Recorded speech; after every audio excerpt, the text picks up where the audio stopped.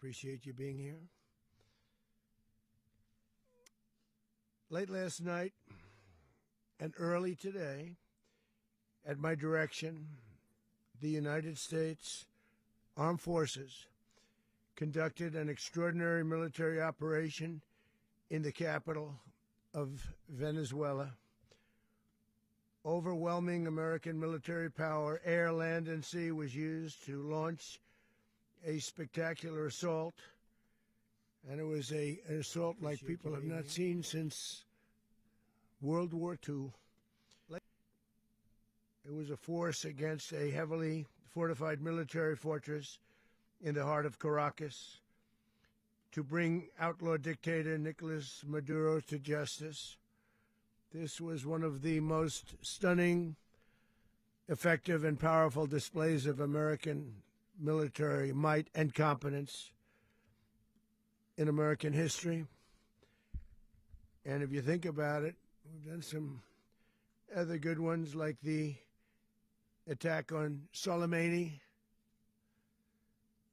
the attack on al-Baghdadi, and the obliteration and decimation of the Iran nuclear sites just recently in an operation known as Midnight Hammer,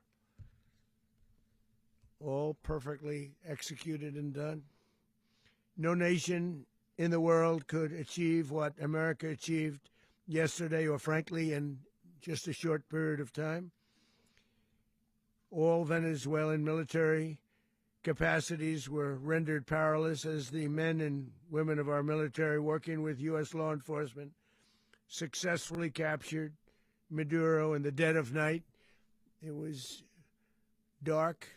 The lights of Caracas were largely turned off due to a certain expertise that we have. It was dark and it was deadly. But captured along with his wife, Celia Flores, both of whom now face American justice. One of our military working. Maduro and Flores have been indicted in the Southern District of New York. It's Jay Clayton, for their campaign of deadly narco-terrorism against the United States and its citizens. I want to thank the men and women of our military who achieved such an extraordinary success overnight with breathtaking speed, power, precision, and competence. You rarely see anything like it. You've seen some raids in this country that didn't go so well. They were an embarrassment. If you look back to Afghanistan, or if you look back to the Jimmy Carter days, they were different days. We're a respected country again, maybe like never before. These highly trained warriors, operating in collaboration with U.S. law enforcement, caught them in a very ready position. They were waiting for us. They knew we had many ships out in the sea, just sort of waiting. They knew we were coming. So they were in what's called a ready position. But they were completely overwhelmed and very quickly incapacitated. If you would have seen what I saw last night, you would have been very impressed. I'm not sure that you'll ever get to see it, but it was an incredible thing to see. Not a single American service member was killed, and not a single piece of American equipment was lost. We had many helicopters, many planes, many people involved in that fight. But think of that, not one piece of military equipment was lost, not one service member was, more importantly, killed. The United States military is the strongest and most fearsome military on the planet by far, with capabilities and skills our enemies can scarcely begin to imagine. We have the best equipment anywhere in the world. There's no equipment like what we have, and you see that even if you just look at the boats. You know, we've knocked out 97% of the drugs coming in by sea. 90%. Each boat kills on average, 25,000 people. We knocked out 97%. And those drugs mostly come from a place called Venezuela. We're going to run the country until such time as we can do a safe, proper, and judicious transition. So we don't want to be involved with having somebody else get in, and we have the same situation that we had for the last long period of years. So we are going to run the country until such time as we can do a safe, proper, and judicious transition. And it has to be judicious because that's what we're all about. We want peace, liberty, and justice for the great people of Venezuela, and that includes many from Venezuela that are now living in the United States and want to go back to their country. It's their homeland. We can't take a chance that somebody else takes over Venezuela that doesn't have the good of the Venezuelan people in mind. We've had decades of that. We're not going to let that happen. We're there now, and what people don't understand, but they understand as I say this, we're there now, but we're going to stay until such time as the proper transition can take place. So we're going to stay until such time as we're going to run it, essentially, until such time as a proper transition can take place. As everyone knows, the oil business in Venezuela has been a bust, a total bust, for a long period of time. They were pumping almost nothing by comparison to what they could have been pumping and what could have taken place. We're going to have our very large United States oil companies, the biggest anywhere in the world, go in, spend billions of dollars, fix the badly broken infrastructure, the oil infrastructure, and start making money for the country. And we are ready to stage a second and much larger attack if we need to do so. So we were prepared to do a second wave if we needed to do so. We actually assumed that a second wave would be necessary, but now it's probably not. The first wave, if you'd like to call it that, the first attack was so successful, we probably don't have to do a second, but we're prepared to do a second wave, a much bigger wave, actually. This was pinpoint, but we have a much bigger wave that probably won't have to do. This partnership of Venezuela with the United States of America, a country that everybody wants to be involved with because of what we were able to do and accomplish, will make the people of Venezuela rich, independent, and safe. And it will also make the many, many people from Venezuela that are living in the United States extremely happy. They suffered. They suffered. So much was taken from them. They're not going to suffer anymore. The illegitimate dictator Maduro was the kingpin of a vast criminal network responsible for trafficking colossal amounts of deadly and illicit drugs into the United States. As alleged in the indictment, he personally oversaw the vicious cartel known as Cartel de las Solas, which flooded our nation with lethal poison, responsible for the deaths of countless Americans, the many, many Americans. Hundreds of thousands over the years of Americans died because of him. Maduro and his wife will soon face the full might of American justice and stand trial on American soil. Right now, they're on a ship. They'll be heading to, ultimately, New York, and then a decision will be made, I assume, between New York and Miami or Florida. But we have people where the overwhelming evidence of their crimes will be presented in a court of law. And I've seen it. I've seen what we have. It's both horrible and breathtaking that something like this could have been allowed to take place.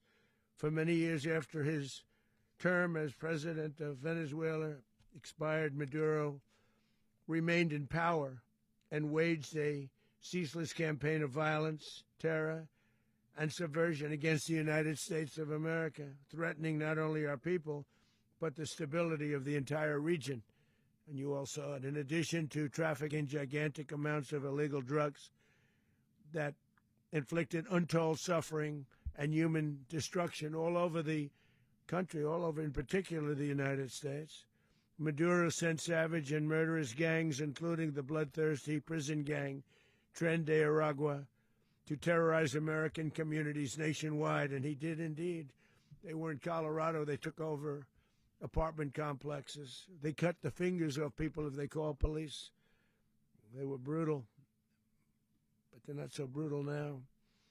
And I just have to congratulate our military, Pete, and everybody, and our National Guard, because the job that they've done, whether it's in Washington, D.C., where we have a totally safe city, where it was one of the most unsafe cities anywhere in the world, frankly, and now we have no crime in Washington, D.C. We haven't had a killing. We had the terrorist attack a few weeks ago, a little bit of a different kind of a threat, but we haven't had a killing in a long period of time, 6-7 months. We used to have two, on average, 2 a week in Washington, our capital. We don't have that anymore. The restaurants are opening. Everyone's happy. They're going, they're walking their daughters, they're walking their children, their wives. They walk to restaurants. Restaurants are opening all over Washington, D.C. So I want to thank the National Guard. I want to thank our military. And I want to thank law enforcement. It's been amazing. And they should do it with more cities. We're doing it, as you know, and we're doing it in Memphis, Tennessee right now, and crime is down. We've just sort of started a few weeks ago, but crime is down now 77%. And the governor of Louisiana called, great person, and he wanted us to help him, as you know, in a certain very nice part of Louisiana. And we have done that. And it was a rough section, and we have crime down. I understand it's down to almost nothing already after 2.5 weeks. New Orleans, it's down to almost nothing, and we've only been there for 2.5 weeks. Can't imagine why governors wouldn't want us to help. We also helped, as you know, in Chicago, and crime went down a little bit there. We did a very small help because we had no working ability with the governor. The governor was a disaster, and the mayor was a disaster, but it knocked down crime. But we're pulling out of there. When they need us, we'll know. You'll know. You'll be writing about it. And likewise, Los Angeles, where we saved Los Angeles early on, where the head of the police department made a statement that if the federal government didn't come in, we would have lost Los Angeles. That's long after the fires. That's when they had the riots in Los Angeles. We did a great job. Got no credit for it whatsoever, but that's okay. It doesn't matter. We don't need the credit. But we'll be pulling out when they need us. They'll call, or we'll go back if we have to. We'll go back. But we did a great job in various cities. But the place that we're very proud of is Washington, D.C., because it's our nation's capital. We took it from being a crime-ridden mess to being one of the safest cities in the country. But the gangs that they sent raped, tortured, and murdered American women and children. They were in all of the cities I mentioned, Tren de Aragua. And they were sent by Maduro to terrorize our people, and now Maduro will never again be able to threaten an American citizen or anybody from Venezuela. There will no longer be threats. For years I've highlighted the stories of those innocent Americans whose lives were so heartlessly robbed by this Venezuelan terrorist organization. Really one of the worst. One of the worst, they say the worst. Americans like 12-year-old Jocelyn Nungari from Houston. Beautiful Jocelyn Nungari, what happened to her? They, as you know, they kidnapped, assaulted, and murdered by Tren de Aragua animals. They murdered Jocelyn and left her dead under the bridge. There was a bridge that will never be the same to so many people after seeing what happened. As I've said many times, the Maduro regime emptied out their prisons, sent their worst and most violent monsters into the United States to steal American lives. And they came from mental institutions and insane asylums. They came from prisons and jails. The reason I say both, they sound similar. Actually, prisons a little bit more hostile, a little bit tougher. A mental institution isn't as tough as an insane asylum, but we got them both. They sent from their mental institutions. They sent from their jails, prisons. They were drug dealers. They were drug kingpins. They sent everybody bad into the United States, but no longer. And we have now a border where nobody gets through. In addition, Venezuela unilaterally seized and stole American oil, American assets, and American platforms, costing us billions and billions of dollars. They did this a while ago, but we never had a president that did anything about it. They took all of our property. It was our property. We built it. And we never had a president that decided to do anything about it. Instead, they fought wars that were 10,000 miles away. We built Venezuela oil industry with American talent, drive, and skill, and the socialist regime stole it from us during those previous administrations, and they stole it through force. This constituted one of the largest thefts of American property in the history of our country. Considered the largest theft of property in the history of our country. Massive oil infrastructure was taken like we were babies, so we didn't do anything about it. I would have done something about it. America will never allow foreign powers to rob our people or drive us back into and out of our own hemisphere. That's what they did. Furthermore, under the now deposed dictator Maduro, Venezuela was increasingly hosting foreign adversaries in our region and acquiring menacing offensive weapons that could threaten U.S. interests and lives. And they used those weapons last night.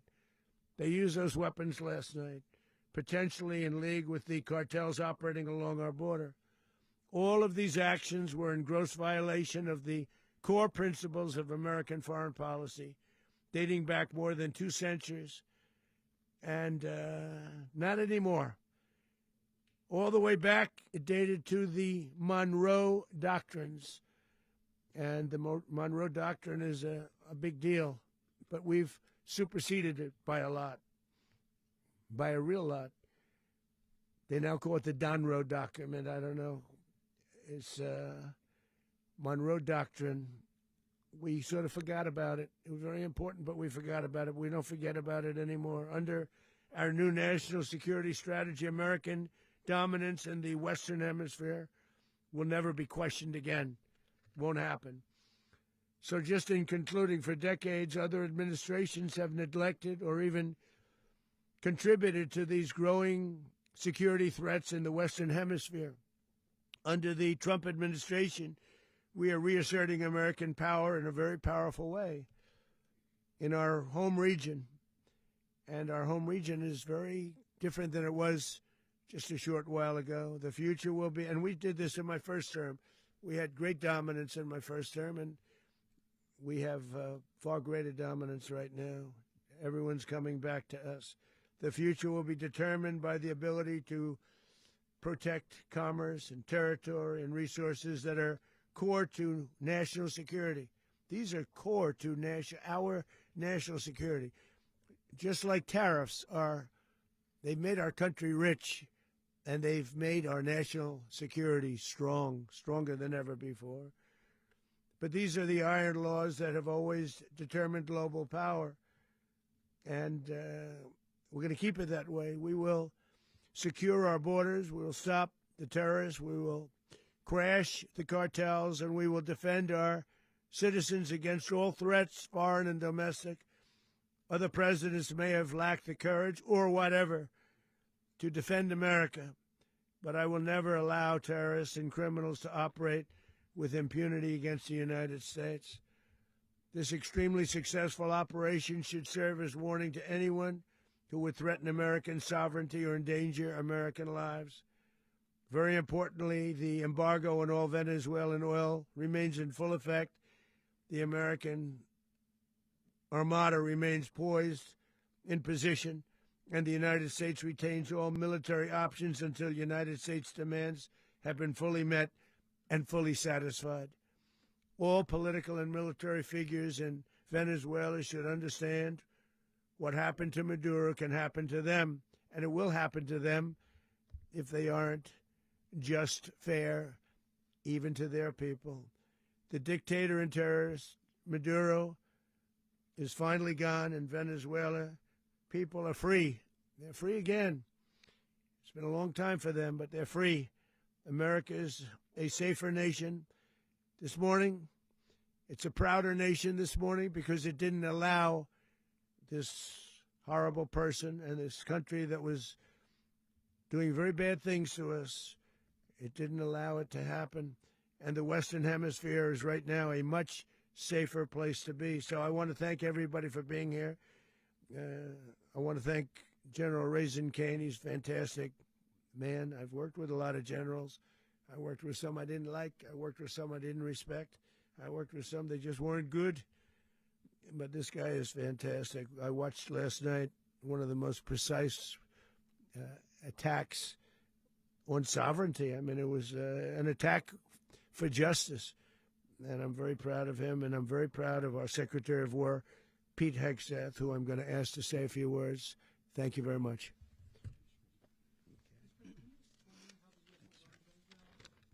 Well, thank you, Mr. President. Finally, a commander-in-chief the world respects and the American people deserve. And as the President said, words can barely capture the bravery and the power and the precision of this historic operation. A massive joint military and law enforcement raid flawlessly executed by the greatest Americans our country has to offer. American warriors are second to none, the best in the world and the best of our country. Secretary of War. What all of us witnessed last night was sheer guts and grit, gallantry and glory of the American warrior. I'm simply humbled by such men. And I tip my hat to our chairman, Dan Raisin Kane, and all those Americans who stood watch last night. Our warriors are the elite of America, and again, President Trump has your back. No other country on planet Earth, and it's not even close, could pull this kind of operation off. And no other president has ever shown this kind of leadership, courage, and resolve. The most powerful combination the world has ever seen. As the President said, our adversaries remain on notice. America can project our will anywhere, anytime. The coordination, the stealth, the lethality, the precision, the very long arm of American justice, all on full display in the middle of the night. Nicolas Maduro had his chance, just like Iran had their chance, until they didn't and until he didn't. He effed around, and he found out. President Trump is deadly serious about stopping the flow of gangs and violence to our country, deadly serious about stopping the flow of drugs and poison to our people, deadly serious about getting back the oil that was stolen from us, and deadly serious about reestablishing American deterrence and dominance in the Western Hemisphere. This is about the safety, security, freedom, and prosperity of the American people. This is America first. This is peace through strength. And the United States War Department is proud to help deliver it. Welcome to 2026. And under President Trump, America is back. I'd like to welcome now our chairman, Chairman Raisin Kane, to give a few more details about the operation. Mr. Chairman. Thank you, Mr. Secretary. Thank you, Mr. President, and good morning. Last night, on the order of the President of the United States and in support of a request from the Department of Justice, as the President said, the United States military conducted an apprehension mission in Caracas, Venezuela, to bring to justice two indicted persons, Nicolas and Cecilia Maduro. This operation, known as Operation Absolute Resolve, was discreet, precise, and conducted during the darkest hours of January 2nd and was the culmination of months of planning and rehearsal, an operation that, frankly, only the United States military could undertake. What I'd like to do this morning is talk to you through some of the preparation and the details without compromising any of our tactics, techniques, and procedures. There is always a chance that we'll be tasked to do this type of mission again. Our interagency work began months ago and built on decades of experience of integrating complex air, ground, space, and maritime operations. While the past 2 decades have honed the skills of our special operations forces, this particular mission required every component of our joint force, with soldiers, sailors, airmen, Marines, and Guardians working in unison with our intelligence agency partners and law enforcement teammates in an unprecedented operation. We leveraged our unmatched intelligence capabilities and our years of experience in hunting terrorists, and we could not have done this mission without the incredible work by various intelligence agencies, including the CIA, NSA, and NGA. We watched, we waited, we prepared, we remained patient and professional. This mission was meticulously planned, drawing lessons from decades of missions over the last many years, many missions over these last many years. This was an audacious operation that only the United States could do. It required the utmost of precision and integration within our joint force. And the word integration does not explain the sheer complexity of such a mission.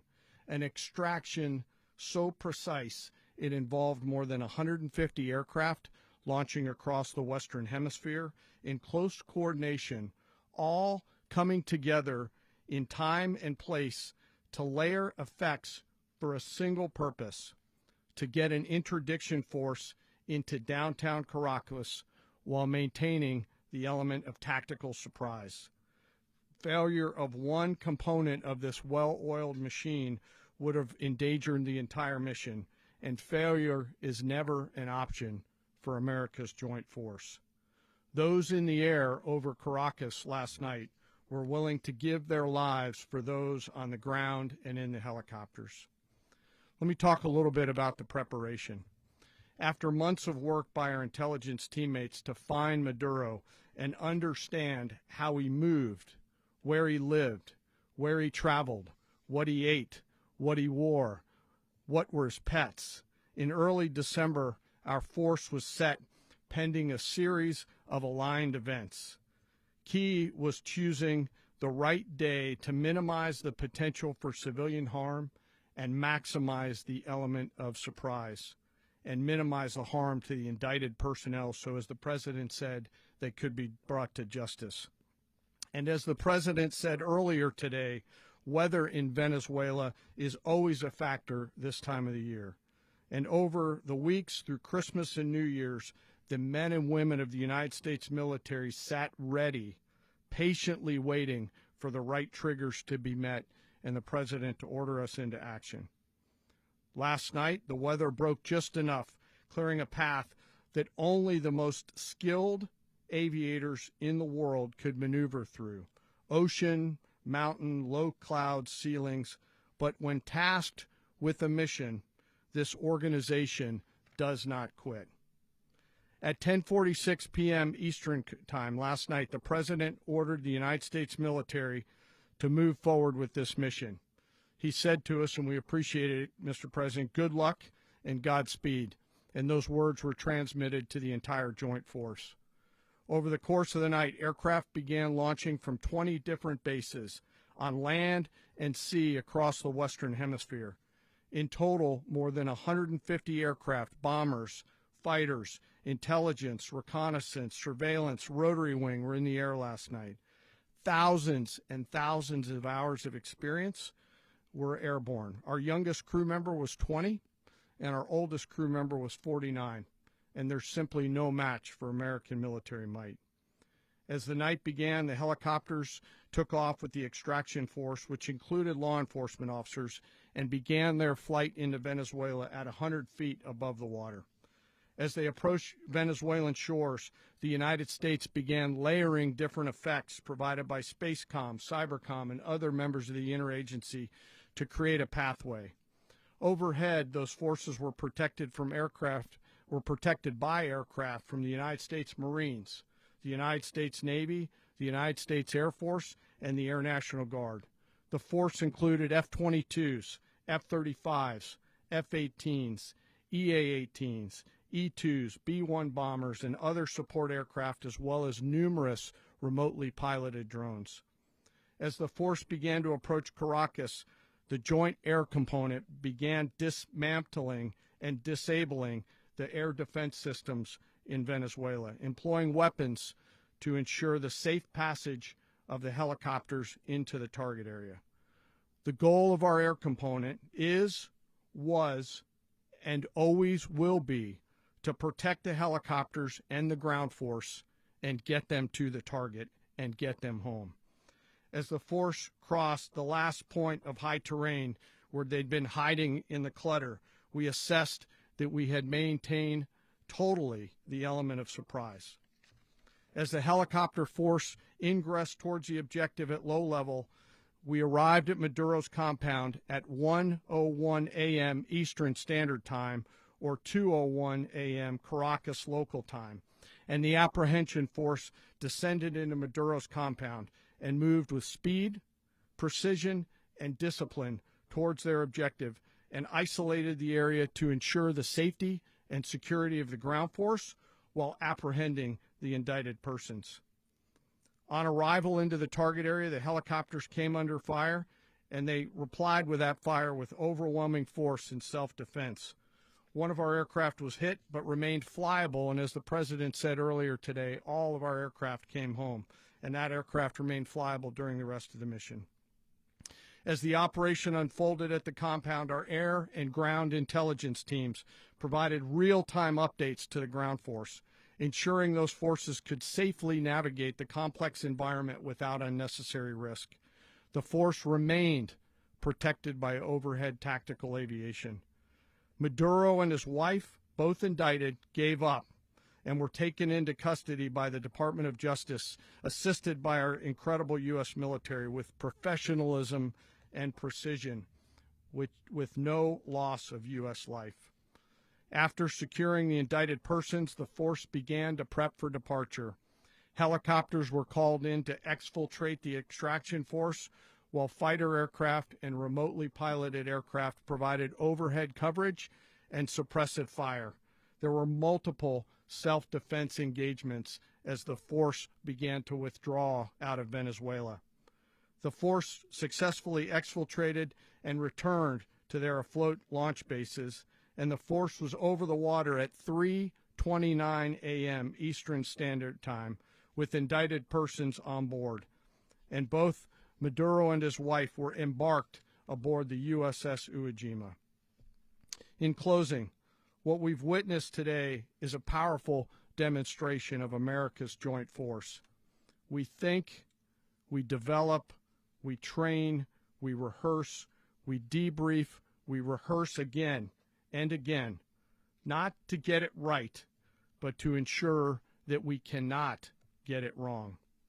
Our jobs are to integrate combat power so when the order comes, we can deliver overwhelming force at the time and the place of our choosing against any foe anywhere in the world. I am immensely proud today of our joint force and filled with gratitude to represent them here today. There is simply no mission too difficult for these incredible professionals and the families that stand by them and support them.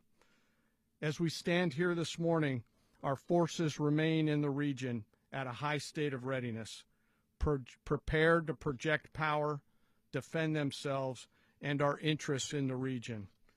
This operation is a testament to the dedication and unwavering commitment to justice and our resolve to hold accountable those who threaten peace and stability. In closing, I want to express my heartfelt gratitude to the brave men and women who executed this mission. Their courage and tireless commitment to our nation are what makes us strong. Thank you, Mr. Secretary, and thank you, Mr. President. Well, I don't have much to add to what you've heard now, other than the following points. Nicolas Maduro was indicted in 2020 in the United States. He is not the legitimate president of Venezuela. That's not just us saying it. The first Trump administration, the Biden administration, the second Trump administration, none of those three recognized him. He's not recognized by the European Union and multiple countries around the world. He is a fugitive of American justice with a $50 million reward, which I guess we saved $50 million. And Make sure. Yeah, exactly. But Don't let anybody claim it. Nobody deserves it but us. But I want to be clear about one thing. Nicolas Maduro had multiple opportunities to avoid this. He was provided multiple very, very, very generous offers and chose instead to act like a wild man, chose instead to play around. And the result is what we saw tonight. The other message here is the following. You have a guy, like many people around the world, they like to play games. You have a guy who decides he's going to invite Iran into his country, is going to, do the confiscation of American oil companies, is going to flood our country with gang members, is going to take Americans prisoner and try to hold them for hostage and trade them like he was able to do with the Biden administration. Basically likes to play games all this time and thinks nothing's going to happen. And I hope what people now understand is that we have a president. The 47th president of the United States is not a game player. When he tells you that he's going to do something, when tells you he's going to address a problem, he means it. He actions it. I can tell you, I've watched this process now for 14, 15 years, been around it. Everybody talks. I'm going to do this. I'm going to do that. When I get there, we're going to do this. We're going to take. This is a president of action. Like, I don't understand yet how they haven't figured this out. And now, if you don't know, now you know. Because this is the way it's going to play out. And I think people need to understand that this is not a president that just talks and does letters and press conferences. And, if he says he's serious about something, he means it. And this is something that was a direct threat to the national interest of the United States, and the president addressed it. There's a president of peace, by the way. I told you what I just said earlier. This guy had multiple opportunities to find his way somewhere else and figure out another. He could have been living somewhere else right now very happy, but instead he wanted to play big boy. And so now, he's got other sets of problems on his hands. And but I think the message here should be for the world. Look, the president doesn't go out looking for people to pick fights with. He's not generally wants to get along with everybody. We'll talk and meet with anybody, but don't play games. Don't play games with this president's in office, because it's not going to turn out well. And so I hope that I guess that lesson was learned last night, and we hope it'll be instructive moving forward. Is that a message for Cuba, Mr. President?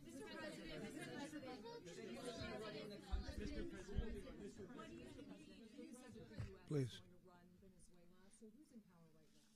Well, we're going to be running it with a group, and we're going to make sure it's run properly. We're going to rebuild the oil infrastructure, which will cost billions of dollars. It'll be paid for by the oil companies directly. They will be reimbursed for what they're doing, but that's going to be paid. And we're going to get the oil flowing the way it should be. As you know, it was just a minor flow. It was actually a minor flow for what they have.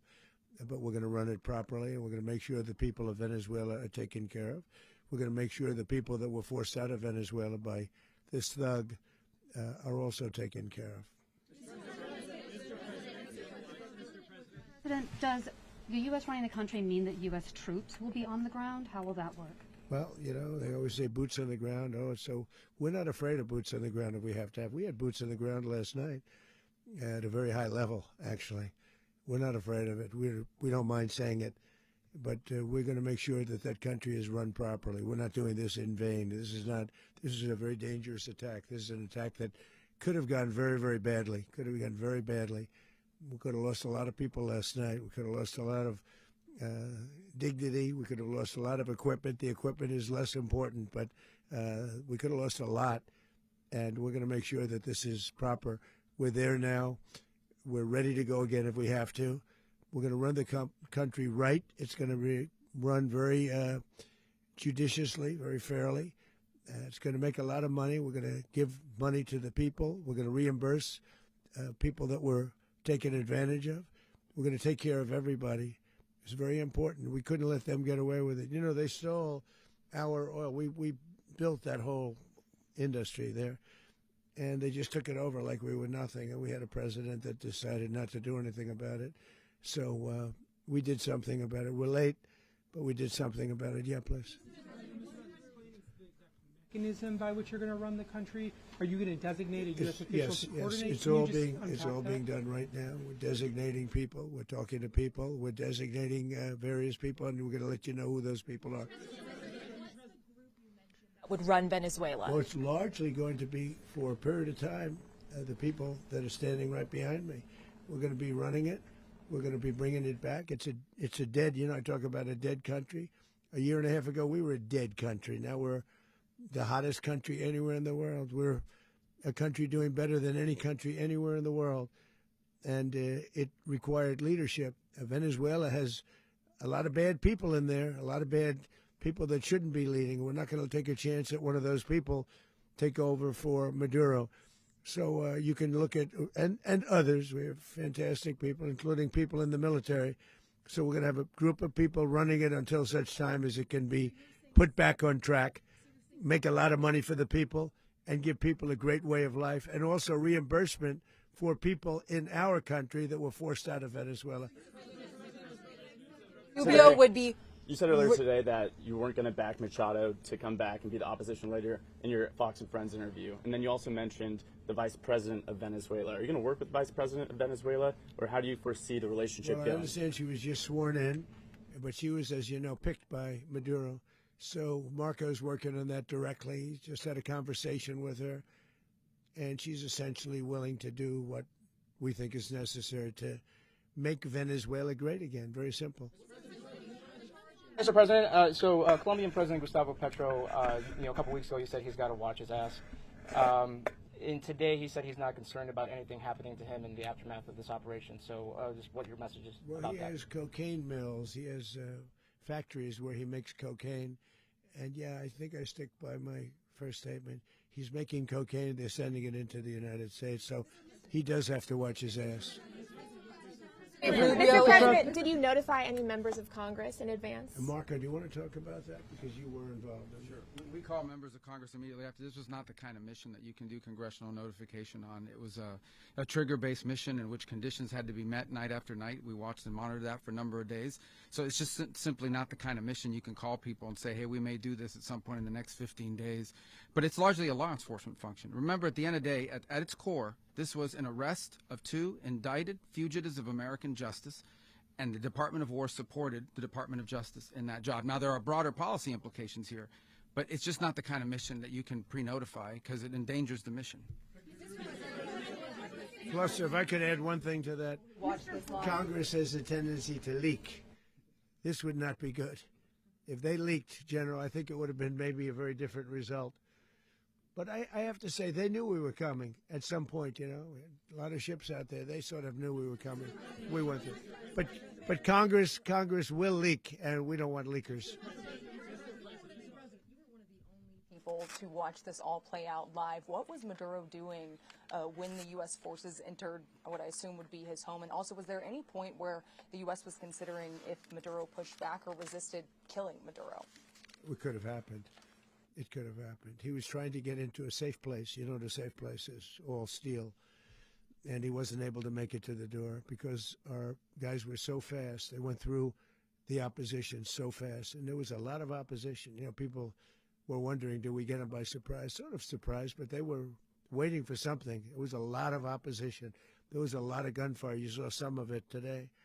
But he was trying to get to a safe place, which wasn't safe because we would have had the door blown up in about 47 seconds, they say on average, regardless of how thick the steel was.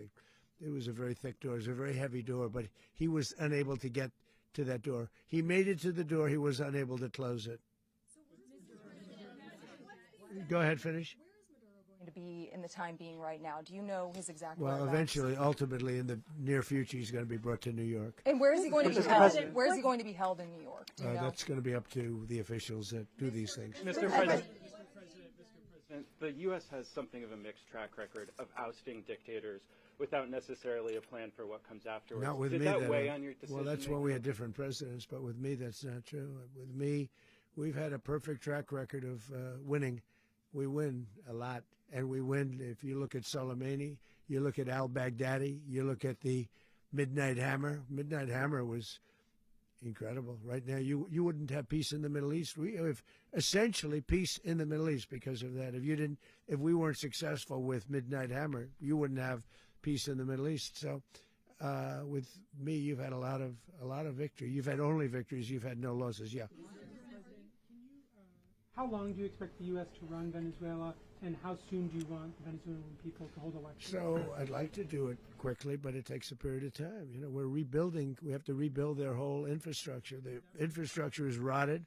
It's actually very dangerous. It's blow-up territory. Oil is very dangerous. It's a very dangerous thing to take out of the ground. can kill a lot of people. It has killed a lot of people doing just that. The infrastructure is old. It's rotted.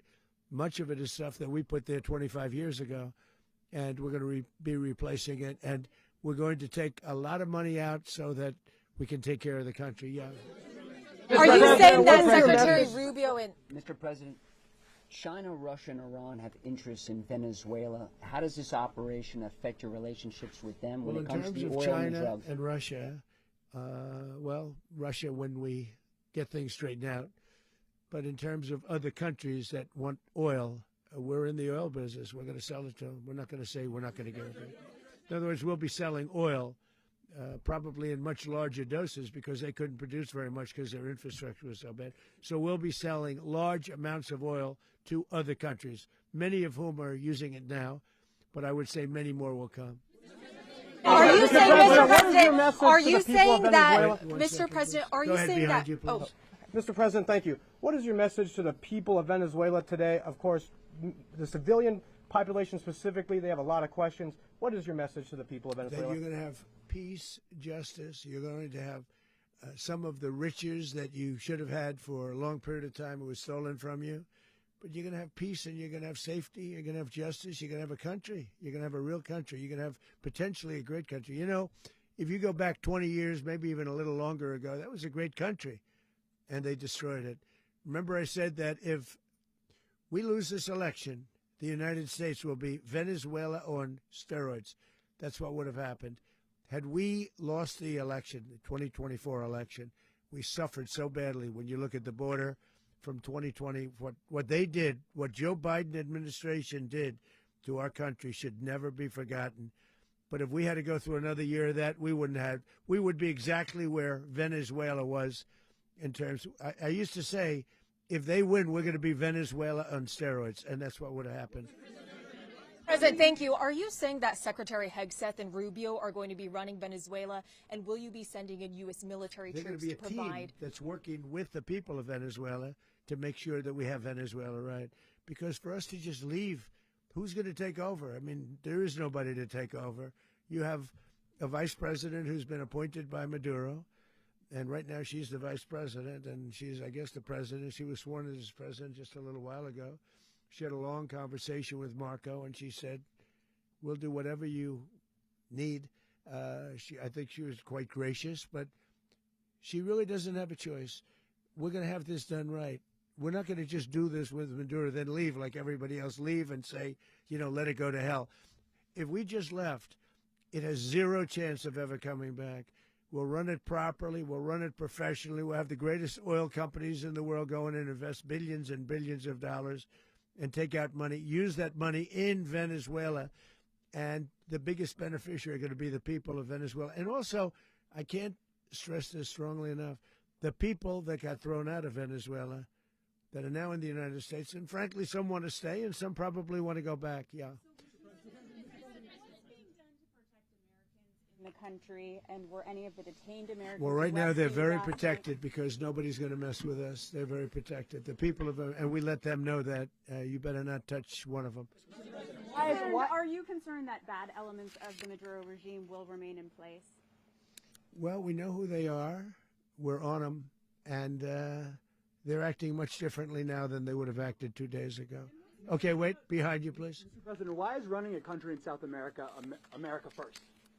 Well, I think it is because we want to surround ourselves with good neighbors. We want to surround ourselves with stability. We want to surround ourselves with energy. We have tremendous energy in that country. It's very important that we protect it. We need that for ourselves. We need that for the world. And we want to make sure we can protect it. Yes, sir. Please, go ahead. Yeah, is there a message here for Cuba and Diaz-Canel? Well, Cuba's an interesting case. Cuba is, not doing very well right now. That system has not been a very good one for Cuba. The people there have suffered for many, many years. And I think Cuba is going to be something we'll end up talking about because Cuba is a failing nation right now, very badly failing nation. And we want to help the people. It's very similar in the sense that we want to help the people in Cuba, but we want to also help the people that were forced out of Cuba and living in this country. Do you want to say something about that, Marco, please? Well, I mean, I just gave you a statement a few minutes ago about when the president speaks, you should take him seriously. So suffice it to say, Cuba is a disaster. It's run by incompetent, senile men, and in some cases, not senile but incompetent nonetheless. It has no economy. It's in total collapse. And by the way, they were, all of the guards that helped protect Maduro. This is well known. Their whole spy agency, all that were full of Cubans. I mean, it's amazing. This poor island took over Venezuela in some cases. One of the biggest problems the Venezuelans have is they have to declare independence from Cuba that tried to basically colonize it from a security standpoint. So, yeah, look, if I lived in Havana and I was in the government, I'd be concerned, at least a little bit. Well, the president already announced a week ago that anything that's sanctioned, it's sanctioned oil, it's not going to be allowed to get there. So that's a pre-existing. The answer is yes. Yes.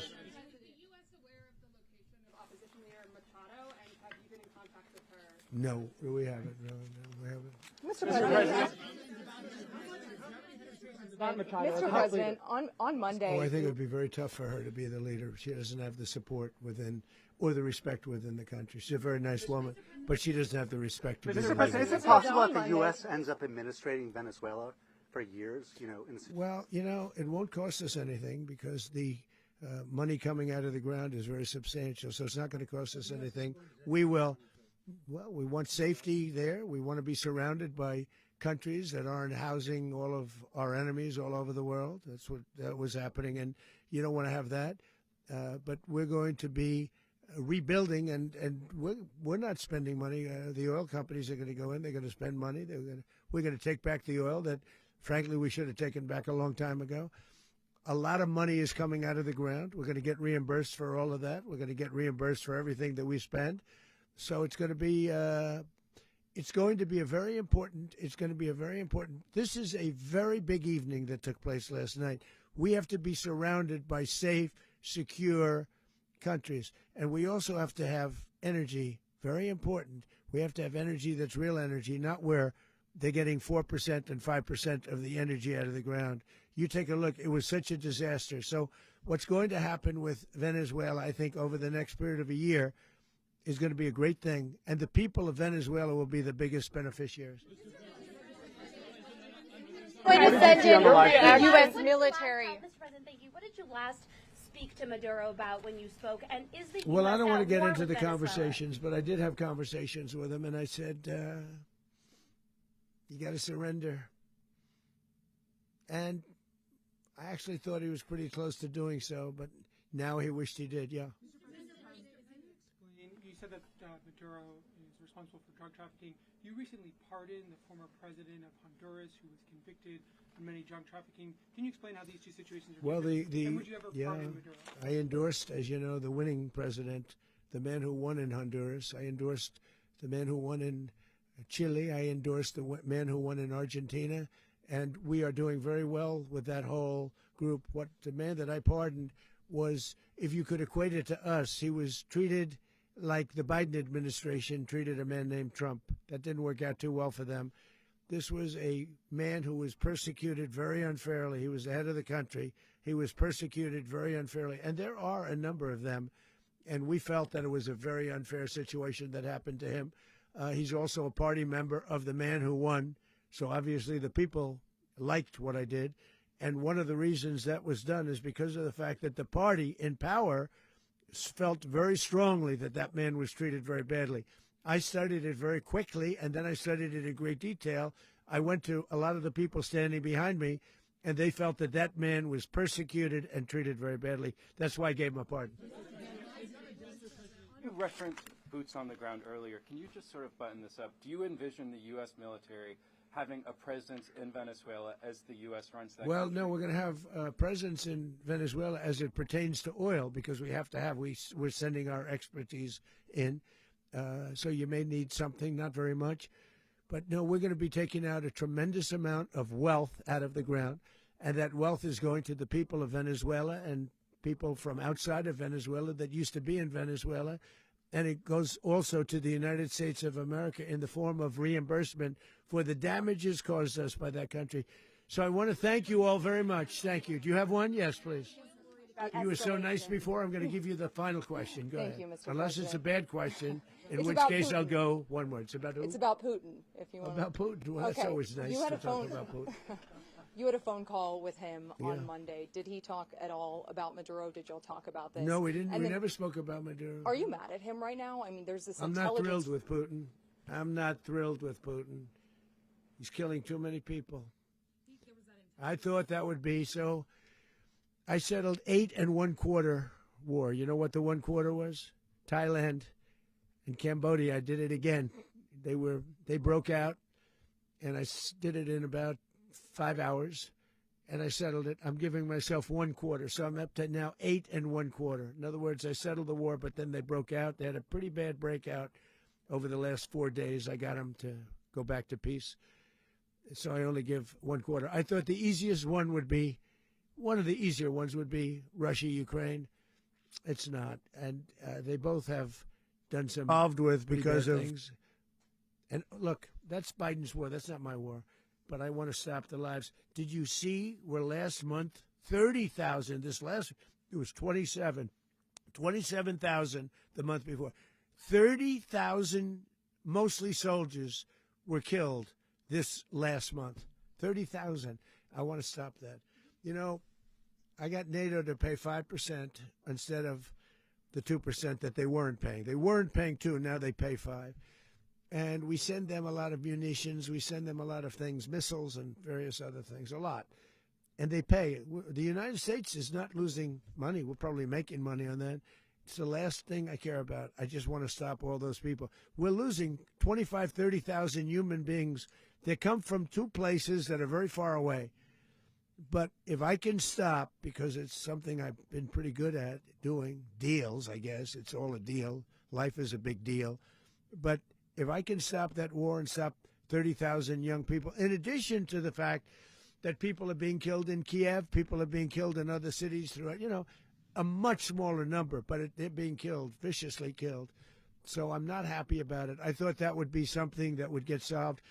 We have Mr. Witkoff here. I think that we're making progress, but that's a war that should have never happened. If I were president, it would have never happened.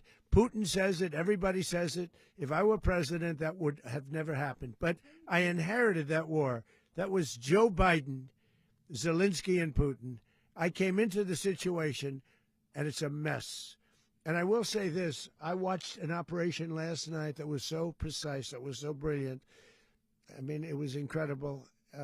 If we had our people, like this general and our people involved, that war would not have gone on very long, that I can tell you. That war, to use an old term, that war has become a bloodbath, and we want it to get stopped. Thank you very much, everybody.